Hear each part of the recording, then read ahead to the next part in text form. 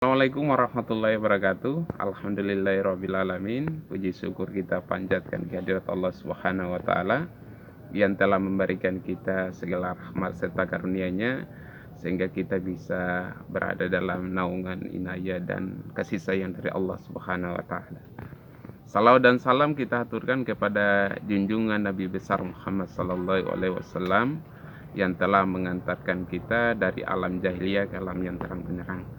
Pada hari ini saya akan menjelaskan atribut-atribut dari kepemimpinan. Ada 5 atribut kepemimpinan. Yang pertama adalah kapasitas, yang kedua adalah prestasi, yang ketiga adalah tanggung jawab, yang keempat adalah partisipasi, dan yang kelima adalah status. Satu persatu kelima elemen ini saya akan menjelaskan, yang insya Allah kelima elemen ini seharusnya bisa kita terapkan dalam kehidupan kita sehari-hari, entah itu dalam organisasi maupun dalam sosial kemasyarakatan. Yang pertama adalah kapasitas. Kapasitas bisa diukur dari yang integritas seseorang. Integritas itu artinya bahwa dia punya kemampuan dalam memenuhi apa yang menjadi perkataannya, atau biasa disebut antara perkataan dan tindakan satu kesatuan, itu yang disebut dengan integritas. Orang yang menjaga amanah juga adalah bagian dari integritas. Orang yang menjaga janji, orang yang merealisasikan janjinya adalah orang yang punya integritas. Orang yang profesional juga adalah bagian dari integritas itu. Oleh karena itu, kita mengukur kemampuan seseorang bisa dilihat dari integritasnya. Kemudian yang kedua adalah kemampuan verbal atau kemampuan dalam berkomunikasi. Orang yang punya kemampuan atau kapasitas itu biasanya dia pintar dalam berkomunikasi atau berdiplomasi dengan orang lain. Biasanya orang yang punya kemampuan diplomasi itu selalu disegani oleh orang lain, karena memang kemampuan dalam menyampaikan informasi atau berita atau hal-hal lain kepada orang lain itu bisa lebih mudah dimengerti. Dan pastinya orang yang punya kemampuan komunikasi yang baik selalu diperhitungkan dalam nilai-nilai kepemimpinan itu. Kemudian yang ketiga adalah tentang kemampuan dalam menilai, kemampuan dalam mengevaluasi. Biasanya seorang pemimpin punya kemampuan dalam melakukan evaluasi kepada bawahannya, kepada orang-orang yang di bawahnya. Apakah dia baik atau tidak, apakah buruk atau tidak. Itu selalu dia mempunyai semacam intuisi atau satu perasaan yang bisa dia nilai bahwa bawahannya ini orangnya bagus, bawahannya orangnya tidak bagus, punya loyalitas yang tinggi atau tidak. Itu selalu seorang pemimpin punya kemampuan pekah dalam menilai bawahannya. Tentu seorang atasan bukan hanya sekedar sibuk menilai, tapi memberikan solusi. Setelah memberikan penilaian, harus memberikan solusi terhadap hal-hal yang dihadapi. Misalnya kalau katakanlah itu setelah diadakan evaluasi bahwa ada hasil yang buruk dari kegiatan itu dalam pelaksanaan tugas dari bawahan, maka apa yang menjadi kelemahan itu harus dicarikan solusi. Tentu bukan dengan cara marah-marah, pastinya tentu dengan cara yang cerdas dan dengan solusi yang pastinya akan memberikan satu perhatian yang lebih terhadap bawahan maupun orang-orang yang terlibat dalam sebuah organisasi. Kemudian yang elemen yang kedua adalah prestasi. Prestasi ini sebenarnya bisa kita lihat dari prestasi akademiknya dia. Ya, katakanlah dalam menjalankan tugasnya itu selama 1 semester atau selama 1 tahun atau selama 1 bulan, itu bisa kita nilai dia apakah sudah mencapai target atau belum gitu. Kalau dia sudah mencapai target, berarti disinilah kemampuan prestasi dia dapat diandalkan. Kemudian ada kemampuan pengetahuan dia, ya bukan hanya bukan hanya kemampuan akademiknya saja. Misalnya seorang yang punya jiwa kepemimpinan baik itu, ya katakanlah dia mempunyai pengetahuan tentang apa yang dikerjakannya.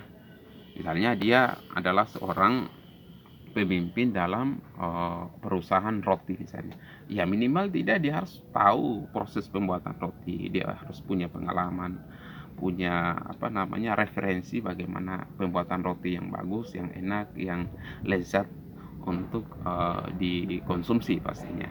Atau apalah ya, misalnya tentang usaha apa, misalnya katakanlah usaha hiburan, ya itu harus dia paham bagaimana cara membuat hiburan itu agar banyak dinikmati oleh orang yang berkunjung di tempatnya gitu.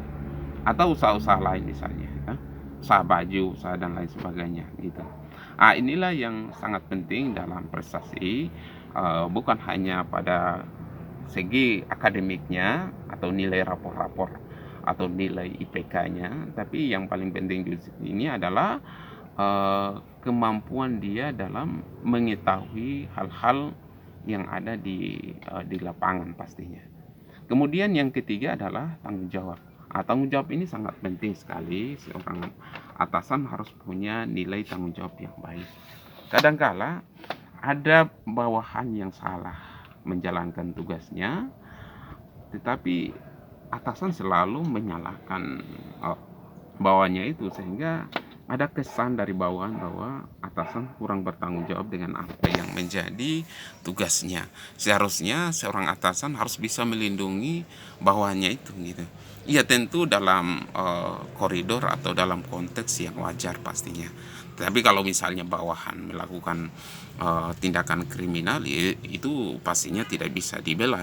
Yang dibela adalah apabila seorang bawahan menjalankan tugasnya dan itu memang ada kelalaian secara teknis dan itu tidak dibuat atau tidak disengaja, itu bukanlah human error, tapi itu kesalahan yang memang tidak direncanakan sebelumnya. Itu atasan harus bisa membela bawahannya sendiri.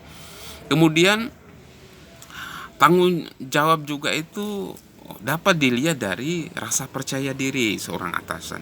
Seorang atasan yang punya tingkat kepercayaan diri yang bagus itu akan punya aura tersendiri gitu. Ya, orang yang punya kepercayaan diri selalu melakukan membuat keputusan dengan baik ya.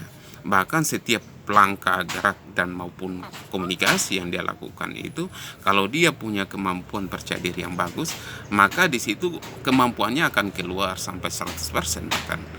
Inilah yang paling penting sebenarnya. Orang yang punya jiwa tanggung jawab itu harus punya rasa percaya diri yang tinggi. Kemudian rasa percaya diri yang tinggi itu dilihat dari kemandiriannya, dilihat dari ketekunannya. Kalau dilihat dari kemandiriannya berarti dia tidak terlalu banyak ketergantungan pada yang lain. Kemampuan dia untuk mengeksplor apa yang ada dalam dirinya itu sangat penting sekali. Kemudian kemandirian ini sangat penting sekali dalam kepemimpinan. Orang yang terlalu bergantung kepada orang lain itu kadangkala nilai kepemimpinannya kurang diasah, kurang diuji dengan baik. Orang yang mempunyai kemandirian yang baik selalu melakukan usaha-usaha yang dimana usaha itu tanpa ada pertolongan dari orang lain dia bisa lakukan.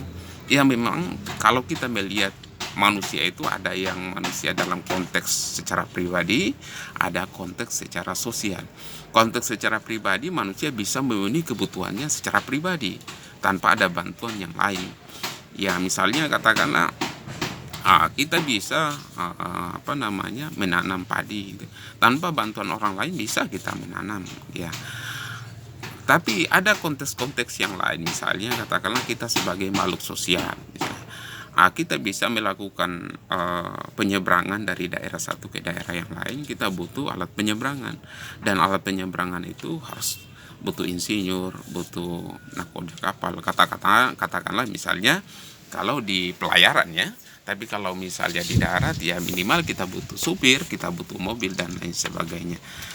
dan mobil itu bisa jadi adalah mobil buatan orang lain juga gitu. Jadi manusia dalam konteks sosial itu sangat kita butuhkan bantuan orang lain, tapi dalam konteks individu, manusia tanpa bantuan orang lain bisa memenuhi kebutuhan dirinya sendiri.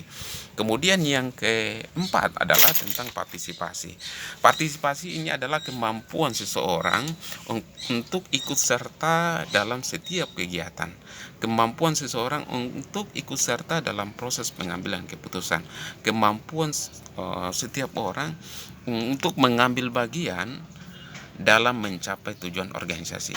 Sangat penting sekali seorang atasan itu berpartisipasi dalam setiap kegiatan, bukan hanya sekedar sibuk menyuruh bawahan, memerintah bawahan begini dan begitu, tapi dia harus mempunyai kemampuan berpartisipasi bersama-sama dengan bawahan, merasakan apa yang dirasakan oleh bawahan.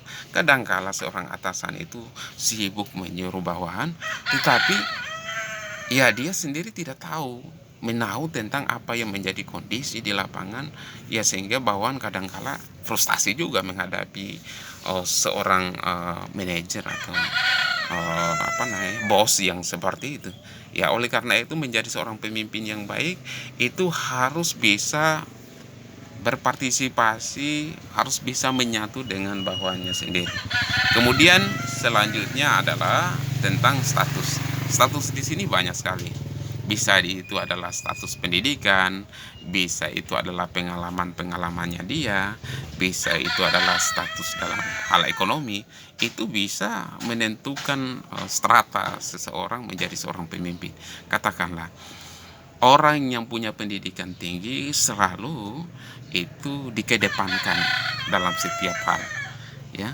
Orang yang mempunyai ilmu yang tinggi selalu diangkat menjadi seorang pemimpin. Orang yang mempunyai spiritual yang tinggi selalu diangkat menjadi seorang pemuka agama yang yang baik dan lain sebagainya. Itu adalah status-status, atau katakanlah dia punya status ekonomi yang mapan misalnya. Itu bisa jadi akan menjadi satu satu kemampuan seseorang untuk memimpin. Ya orang yang katakanlah dia miskin atau minta maaf katakanlah kekurangan harta, biasanya itu kurang dikedepankan. Yang ada itu selalu orang yang mempunyai harta. Tentunya bukan hanya sekedar punya harta, tapi punya kemampuan. Karena ada orang yang punya kemampuan harta, tapi kemampuan secara intelektualnya juga kurang bagus, itu juga tidak bagus. Ya, kelima hal ini harus saling terhubung, tidak bisa terputus satu dengan yang lain. Oleh karena itu kelima hal tadi, kemampuan, ada prestasi, ada tanggung jawabnya, ada partisipasi dan statusnya, itu satu kesatuan harus terhubung, harus berdiri secara terintegrasi. Ya, terintegrasi itu artinya tidak boleh satu elemen dengan elemen yang lain itu terpisah, harus memang berjalan seiring. Kalau kita melihat dari atribut-atribut tadi, ada katakanlah kemampuan, segi kemampuan atau kapasitas seseorang itu. Kemampuan itu bisa kita lihat dari kemampuan intelektual, bisa kemampuan kecerdasan emosional, bisa juga kecerdasan spiritual. Ya kalau kemampuan intelektual itu ya bisa dilihat juga dari kemampuan dalam dia menghafal teori-teori dan lain sebagainya. Tapi kalau kemampuan emosional itu adalah kemampuan dia dalam merasakan sesuatu, kemampuan dia dalam berempati, kemampuan dia dalam memecahkan sesuatu sesuai dengan konteks yang dihadapinya. Ya, kemudian kemampuan spiritual itu adalah bagaimana kedekatan seorang pemimpin itu terhadap Yang Maha Kuasa. Itu saja yang bisa saya berikan, semoga dapat memberikan manfaat buat kita semuanya. Dan yang paling penting di sini adalah jadilah pemimpin yang bijak. Pemimpin yang bijak itu adalah pemimpin yang dimana dalam proses pengambilan keputusannya selalu mengedepankan kepentingan kemanusiaan dan tidak mementingkan pada kepentingan pribadi. Itu saja, billahi taufiq wal hidayah. Assalamualaikum warahmatullahi wabarakatuh.